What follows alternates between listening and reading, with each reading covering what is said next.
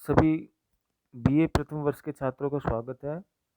मैं ओम प्रकाश शर्मा, सहायक आचार्य भूगोल, राजकीय महाविद्यालय बामनवास, सवाई माधोपुर।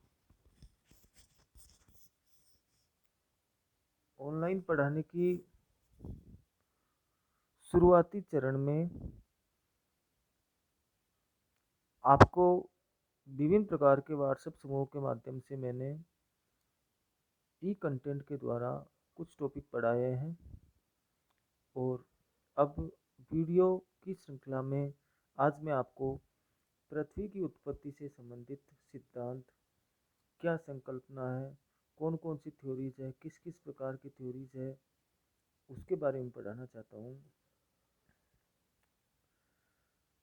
अपने सिलेबस में मुख्य रूप से 3 थ्योरीज ये है, पर एक बार मैं पृथ्वी की उत्पत्ति से संबंधित सिद्धांतों को इस वीडियो के माध्यम से जनरलाइज रूप में समझाना चाहता हूँ।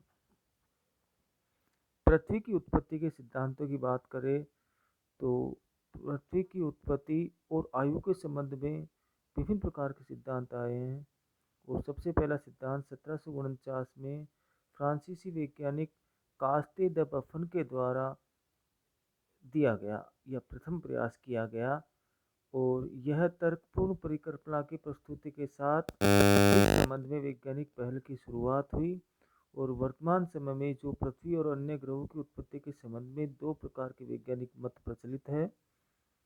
एक अद्वैतवादी मत है जिसको मोनिस्टिक थ्योरी कहते हैं या कंसेप्ट कहते हैं। दूसरा है द्वैतवादी मत।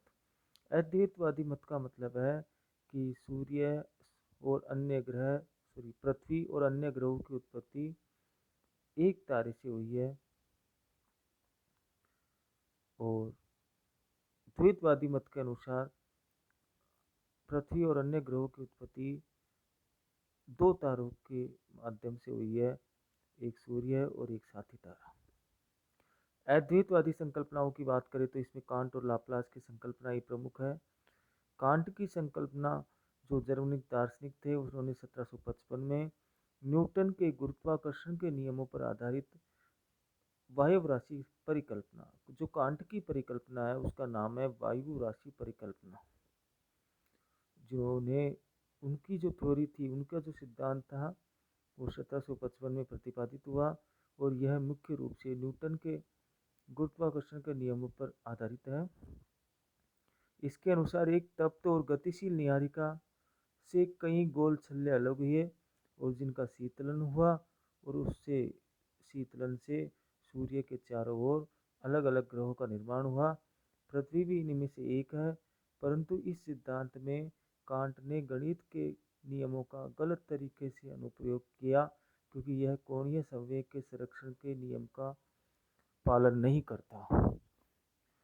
तो इस प्रकार से कांट का नियम उचित ढंग से पृथ्वी की और अन्य ग्रहों की उत्पत्ति की व्याख्या नहीं कर पाता। कोणीय संवेग के नियम की बात आ जाती है तो वो फेल हो जाता है। फिर अब बात आती है लाप्लास की नीहारिका परिकल्पना। फ्रांसीसी विद्वान लाप्लास ने 1796 में कांट के सिद्धांत को परिमार्जित करने का प्रयास किया और बताया कि एक विशाल तत्व जिसको आप नेबुला या नीहारिका कहते हैं, इससे पहले एक ही छल्ला बाहर निकला, केवल एक छल्ला बाहर निकला और जो कई छल्लों में विभाजित हो गया तथा ये छल्ले अपने पितृ छल्ले के चारों ओर एक ही दिशा में घूमने लगे। बाद में इन्हीं के शीतलन से विभिन्न ग्रहों का निर्माण हुआ जिनमें पृथ्वी भी एक ग्रह के रूप में शामिल है।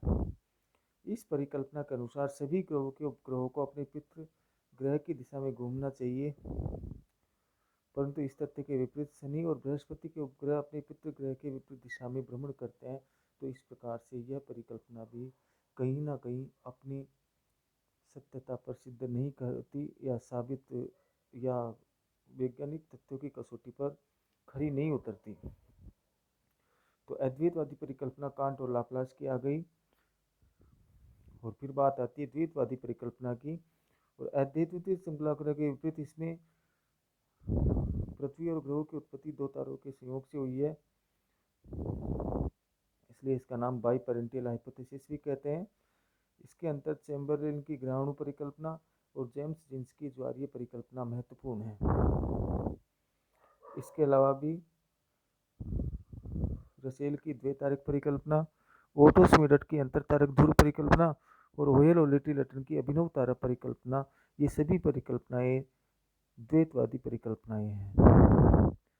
चैम्बरलेन और मोल्टन की ग्रहाणु परिकल्पना के अनुसार यह द्वैतवादी परिकल्पना है, जिसका प्रतिपादन चैम्बरलेन और मोल्टन ने 1905 में किया। इसके अनुसार ग्रहों का निर्माण तप्त गैसीय नीहारिका से नहीं वरन ठोस पिंड से हुआ है। प्रारंभ में दो विशाल तारे, एक तारा सूर्य हो गया और उसका एक तारा, जो अन्य तारा जिसको आप साथी तारा कहते हैं, जब अन्य विशाल तारा सूर्य के पास पहुंचा तो उसकी गुरुत्वाकर्षण शक्ति ज़्यादा थी और सूर्य के धरातल से इसकी वजह से, गुरुत्वाकर्षण शक्ति की वजह से असंख्य कण अलग हो गए। यही कण आपस में मिलकर के पृथ्वी और अन्य ग्रहों का निर्माण का कारण बने, क्योंकि वो ग्रह है जो दूसरा तारा है, उसने सूर्य से कुछ पदार्थ खींचा। अब जब दूरी बढ़ गई तो वो पदार्थ उस तारे की तरफ नहीं जा पाया और वो सूर्य के चारों ओर चक्कर काटने लग गया। इस सिद्धांत के द्वारा पृथ्वी की उत्पत्ति, संरचना, महासागर और महाद्वीप की उत्पत्ति, पर्वतों का निर्माण आदि की व्याख्या करने का भी प्रयास किया गया। फिर जेम्स जीन्स जिन्होंने 1919 में दिया और जेफरीज जिन्होंने 1921 में दिया, इनकी जो टाइडल हाइपोथेसिस है ये आई, और जो मूल रूप से द्वैतारक परिकल्पना है। इन्होंने बताया कि पृथ्वी की उत्पत्ति के संबंध में यह लेटेस्ट जो परिकल्पनाएं हैं, हाइपोथेसिस है, न्यूएस्ट हाइपोथेसिस उनमें से एक है और जिसे पर्याप्त समर्थन भी प्राप्त हुआ है। इसके अनुसार सौरमंडल का निर्माण सूर्य और अन्य तारे के संयोग से हुआ है। सूर्य के निकट इस तारे के आने से सूर्य का कुछ भाग ज्वारीय उद्भेदन के रूप में फिलामेंट के रूप में खिंच गया। उस परिकल्पना और इस परिकल्पना में फर्क यही है कि उसमें फिलामेंट के रूप में नहीं निकला और यहाँ फिलामेंट के रूप में निकला है। ये बेसिक चेंज के रूप में कि पदार्थ जो बाहर निकला है वो फिलामेंट के रूप में निकला है।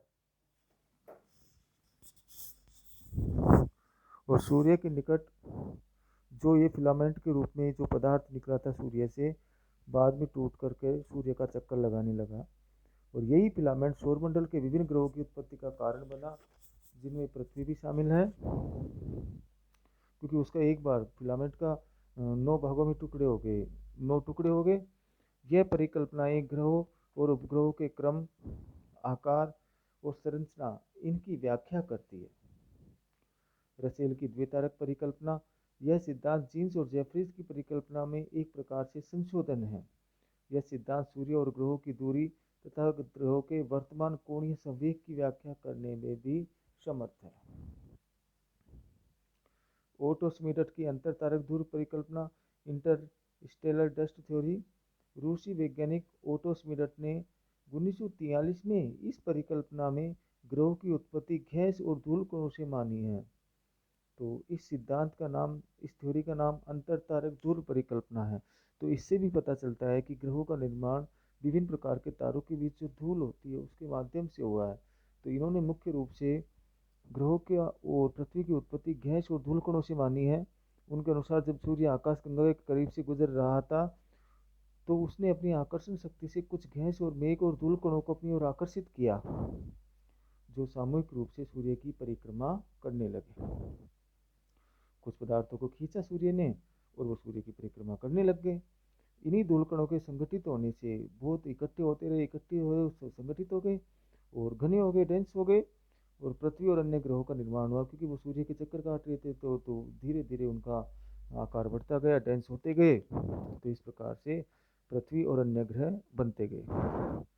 यह परिकल्पना सूर्य और ग्रहों के बीच कोणीय संवेग, विभिन्न ग्रहों की संरचना में अंतर, ग्रहों की गति में अंतर, सूर्य व ग्रहों की वर्तमान दूरी आदि सभी की वैज्ञानिक व्याख्या करने में समर्थ है, परंतु यह नहीं बता पाया, ओटो श्मिडट जी ये नहीं बता पाए कि गैस और धूल कणों जैसे छोटे अणुओं को सूर्य ने कैसे आकर्षित किया। फिर बात आती है होयल और लिटिल की अभिनव तारा परिकल्पना। अपनी पुस्तक नेचर ऑफ द यूनिवर्स ब्रह्मांड की प्रकृति इनकी पुस्तक थी जो 1939 में आई। इस पुस्तक में इन्होंने नाभिकीय भौतिक न्यूक्लियर फिजिक्स से संबंधित सिद्धांत देते हुए जीन्स की परिकल्पना में संशोधन किया और बताया कि ग्रहों की उत्पत्ति में दो नहीं बल्कि तीन तारों की भूमिका रही है। एक नया तारा और आ गया, इसलिए इसका नाम हो गया अभिनव तारा परिकल्पना। तो होयल और लिटिल की जो कंसेप्ट है, जो थ्योरी है, उसका नाम अभिनव तारा परिकल्पना इसलिए हो गया कि एक नए तारे की ओर बात हो गई। इस सिद्धांत के अनुसार ग्रहों का निर्माण सूर्य से न होकर उसके साथी तारे के विस्फोट से हुआ है। ये चेंज है इसमें कि जो चैम्बरलिन और मोल्टन और अन्य की परिकल्पना में सूर्य से पदार्थ बाहर निकल रहे थे, यहाँ पर उस साथी तारे से पदार्थ बाहर निकल रहा है। इस सिद्धांत के अनुसार ग्रहों की आपसी दूरी, सूर्य से उनकी दूरी, ग्रहों में कोणीय संवेग की अधिकता एवं ग्रहों का सूर्य की तुलना में अधिक घनत्व की व्याख्या करने में सर्वाधिक समर्थ है। किंतु इस परिकल्पना से ग्रहों और उपग्रहों के आविर्भाव का संतोषजनक हल नहीं निकल पाया है। तो इस प्रकार से पृथ्वी की उत्पत्ति से संबंधित विभिन्न परिकल्पनाएं आपको मैंने पढ़ाई है। बहुत बहुत धन्यवाद। आगे मैं इन परिकल्पनाओं को विस्तारित रूप में वीडियो के माध्यम से पढ़ाऊंगा। धन्यवाद।